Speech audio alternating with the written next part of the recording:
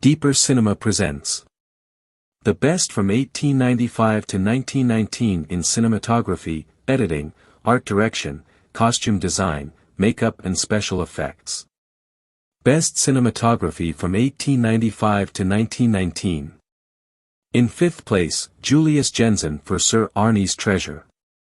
In 4th place, Henrik Jensen and Ragnar Westfeldt for Song of the Scarlet Flower. In 3rd place, Sophus Wango for Towards the Light. In 2nd place, Marc Bujard, Leonce-Henri Burel and Maurice Forster for Jacques. Best cinematography, Julius Jensen for The Outlaw and His Wife. Julius Jensen did a great work for Victor Sjöström in The Outlaw and His Wife. His cinematography is a key element in this film. It emphasizes the loneliness and sense of loss of the central characters, and is a clear winner in this category for this time period.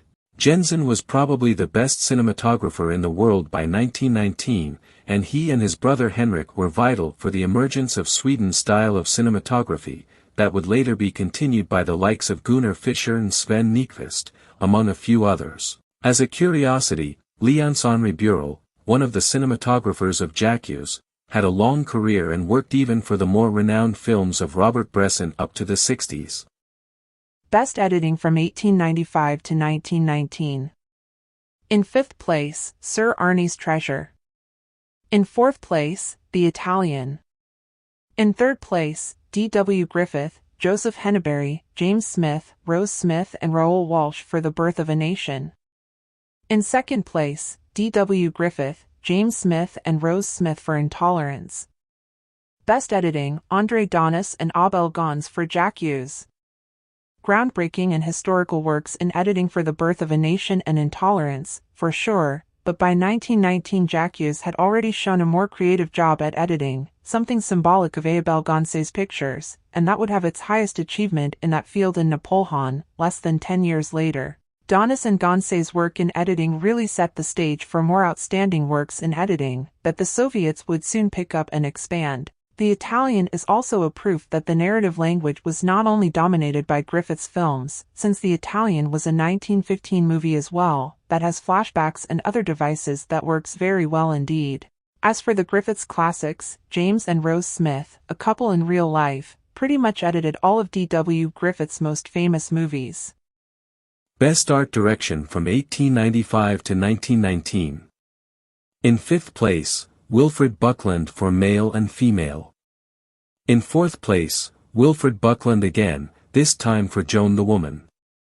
In 3rd place, Madame du Barry. In 2nd place, Cabiria. Best art direction, Walter L. Hall for Intolerance. This was a very easy pick for best art direction. Intolerance's sets were phenomenal, groundbreaking and iconic, and really started Hollywood's quest for becoming the leader of all technical aspects of a movie worldwide. Cabiria was also a grandiose picture and was the one to inspire D.W. Griffith to do even better, and bigger, for his 1916 classic. It was already pretty clear the importance of art direction to help the audience to immerse themselves in the picture and to make even the wildest dreams more believable. The bar was set very high for this category, and Intolerance, with its 4 time periods depicted, and only one of them contemporary, is not only a worthy winner, but a historical one as well. Best costume design from 1895 to 1919. In 5th place, Joan the Woman. In 4th place, Paul Irby and Claire West for Male and Female. In 3rd place, Cabiria. In 2nd place, Ollie Hubert for Madame du Barry.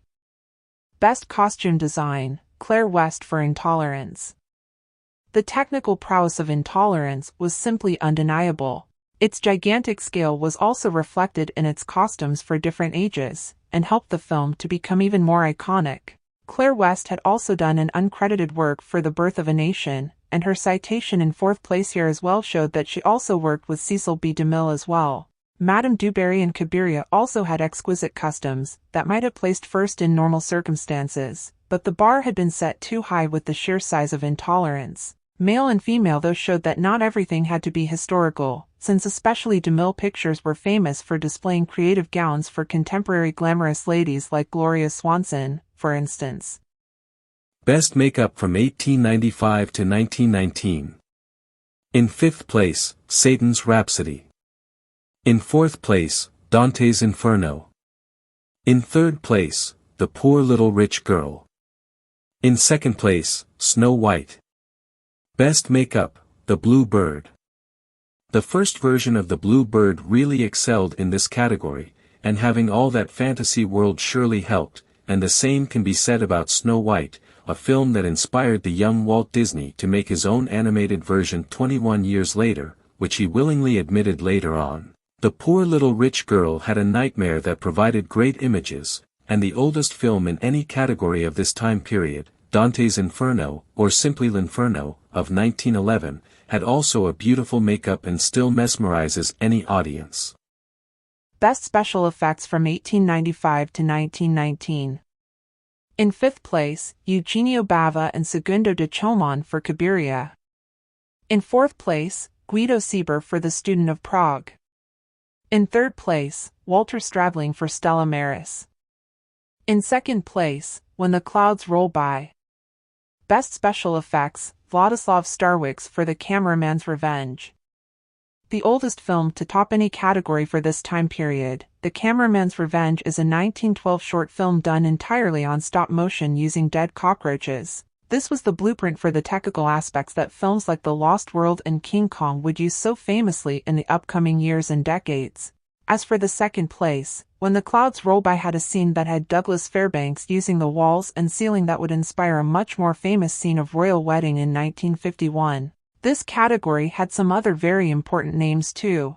Eugenio Bava was not only a vital cinematographer for developing special photographic effects in Italian cinema, but also the father of director Mario Bava. Segundo de Chomon was a very important cinema pioneer that made many playful and experimental short films that mostly followed Georges Méliès' style. Guido Sieber was also vital for special photographic effects for German cinema, and cinematographer for such films as The Golem and The Joyless Street. Finally, Walter Stradling died soon after Stella Maris was shot, and in it he accomplished that Mary Pickford could act with herself in a perfect way, even by nowadays standards.